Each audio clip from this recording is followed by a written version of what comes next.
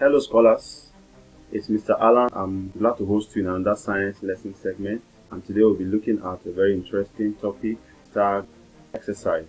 So I call it exercise for life, and we always coin it in the word physical education, that's PE, or in some cases PHE, physical and health education.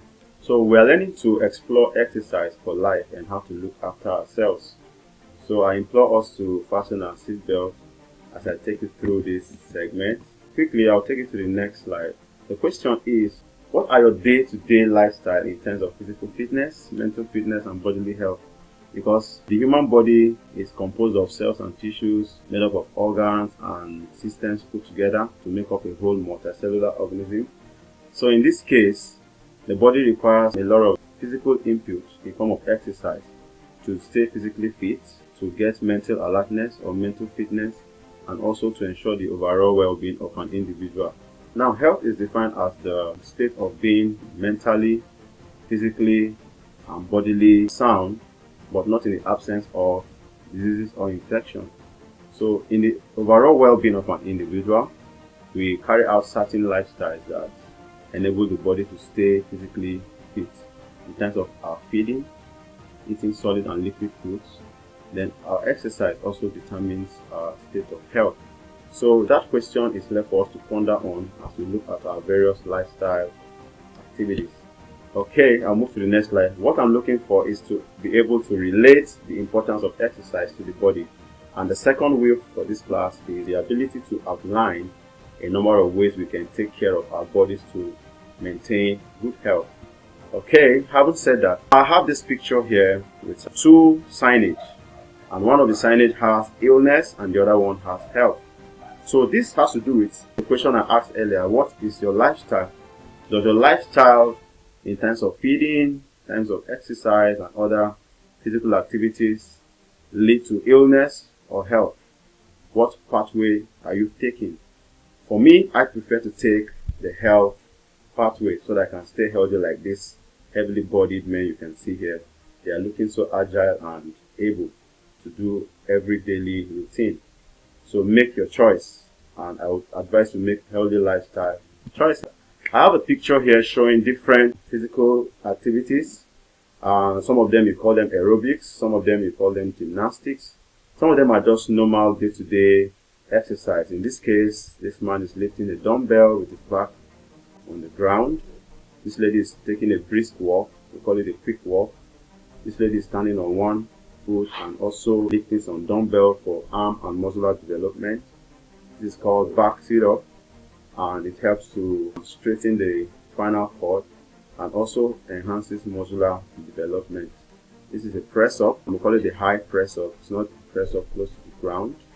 And so many other forms of exercise. Now, what is the overall essence of these physical activities? It is commonly summarized in ensuring you want to get physical fitness, mental fitness, emotional fitness, and overall well-being, because exercise is an inevitable activity we should be engaged in.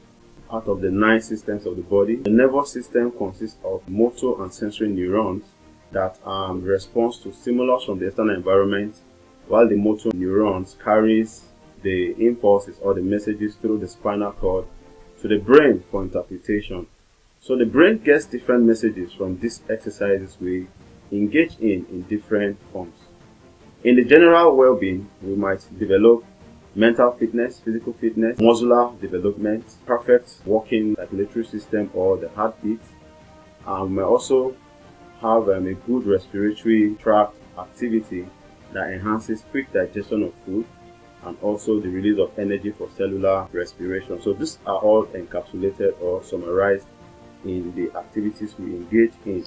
I'll take you to the next slide where I have someone that carries or lifts a dumbbell. So when you lift a dumbbell, it aids in what we call arm and muscular development. It's to keep the arm fit so that the hand can grasp things, you can lift things, and the psychomotor skill of the hand can carry out a lot of physical activities like writing, grasping things, lifting, and so on and so forth. So engaging in an exercise by lifting and swinging a dumbbell helps in developing flexibility for the arm and muscular build-up over time. Also, it helps in the smooth motor coordination of the arm bones. So the arm is actually developed and you don't have a weak arm when you do this exercise. So it also helps in your mental fitness because you stay alert, and your circulatory system works properly where you generate heat, and that's a good way to burn cholesterol and fats from the body so that you don't grow a bit obese, a process we call obesity. Okay, I move to the next slide. This is a very nice exercise. It involves stretching the body.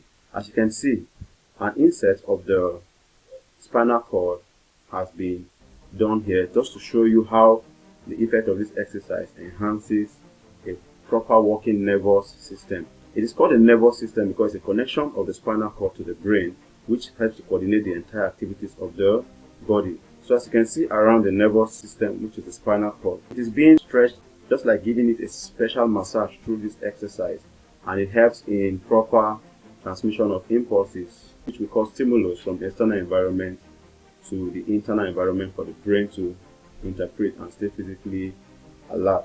So the bones around here are stretched and you don't feel weak and tired over time. It makes you agile, fit to carry out your daily activity and so on. This is an activity, press up activity, and for press up, it helps to develop the muscles of the hand, the muscles of the leg, and also the pelvic region, which is the weight.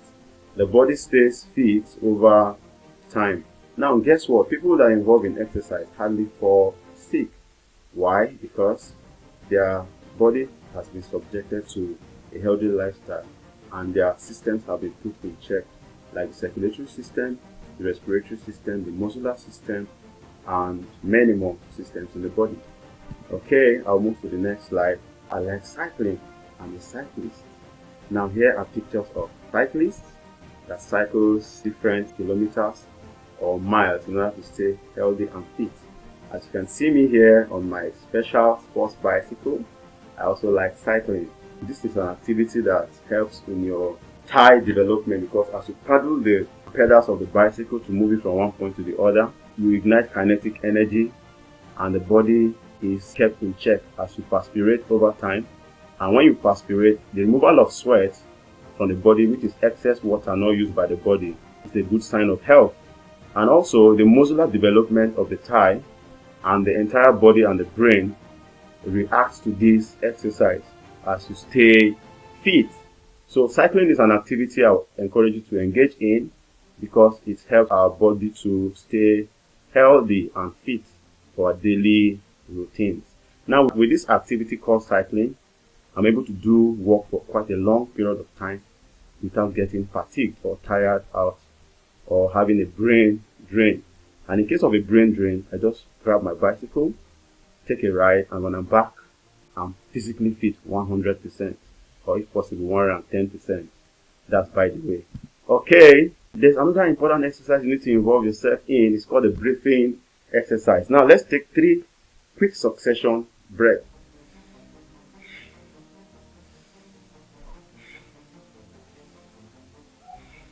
Wow, how do you feel? I guess you feel a bit relieved in your entire system. You just help in dilating and contracting your lungs, and when that happens, more oxygen is taken into the body, which helps to break down food in the digestive system, which we call the gastrointestinal tract, or what you call the alimentary canal.